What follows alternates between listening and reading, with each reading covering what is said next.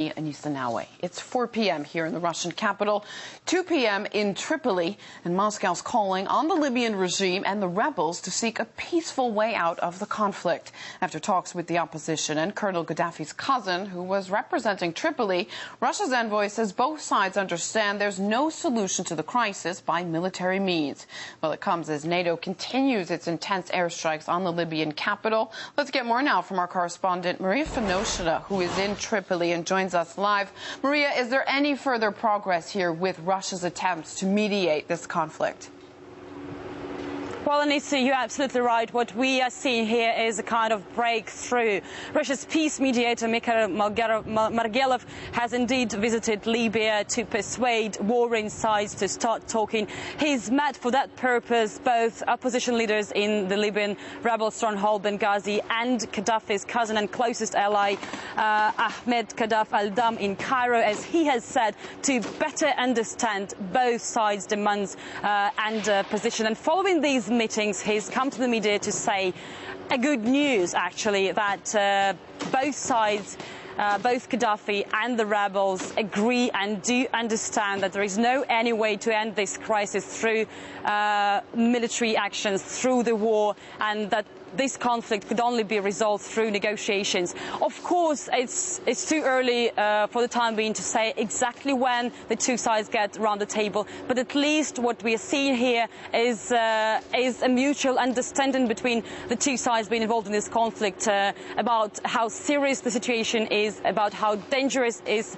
the situation here in Libya, and about how important it is to try to end this crisis as soon as possible and only through peaceful means. Here's what Mr. Margelov has said. It is vital to have a clear picture of the positions we heard in Benghazi and those voiced by Muammar Gaddafi's cousin, who represents a part of the political elite in Tripoli. One thing is quite clear. Both sides are well aware that the current political situation in Libya cannot be resolved by military means, and the country's revival is now on the agenda, and that only Libyans can find a way out of this crisis. No foreign formulas will help here. Well, I have to emphasize that Mr. Margelov has said that the rebels he met in Benghazi are 100% ready for the dialogue with Gaddafi and with Gaddafi's government. I have to point out that Russia's envoy hasn't come to Tripoli as it was expected before, because Russia's position is that Gaddafi, the Colonel Gaddafi, has lost his legitimacy and has no longer the right to represent this country. Anissa? Maria, this, of course, all as the coalition has intensified its aerial strikes on the Libyan capital, Tripoli, where you are. What's the situation like there now? Well, Anissa, you're absolutely right. In just a few last days, we've seen a dramatic intensification of NATO's airstrikes on the Libyan capital, Tripoli. Actually, I have to say that on Tuesday, NATO launched the most intensive air strikes since the beginning of operation here in Libya in March.